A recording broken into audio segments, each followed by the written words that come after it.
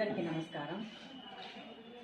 మంగళం భగవాన్ విష్ణు, మంగళం మసూదన, మంగళం పుండరీకాక్ష, మంగళం గరుడధ్వజం. మీ అందరికీ కార్తీక శుద్ధ ఏకాదశి శుభాకాంక్షలు. ఈ కార్తీక ఏకాదశిని ప్రమోదిని ఏకాదశి కూడా అంటారు. శ్రీ మహావిష్ణువు తొలి ఏకాదశి నాడు యోగ నిద్రలో వెళ్తారని, ఈ కార్తీక శుద్ధ ఏకాదశి రోజు మేల్కొంటారని పురాణాల ద్వారా తెలుపబడ్డాయి.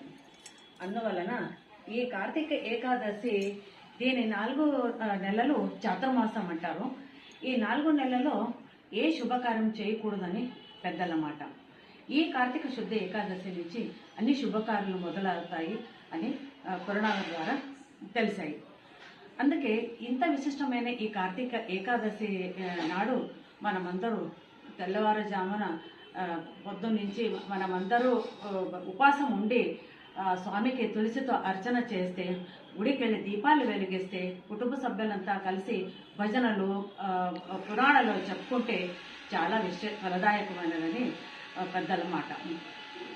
ఈ ఒక ఏకాదశి ఉపాసం ఉండడం వల్ల ఎన్నో బోధనం చేసిన ఫలం దొరుకుతుందని పురాణాల ద్వారా తెలిసాయి. అందువలన ఇంత విశిష్టమైన ఈ ఏకాదశిని మనమందరం ఆచరించి అందరూ ఆ స్వామి ఆశీస్సులు పొందుదామని కోరుతూ ఓం నమో భగవతే వాసుదేవాయ.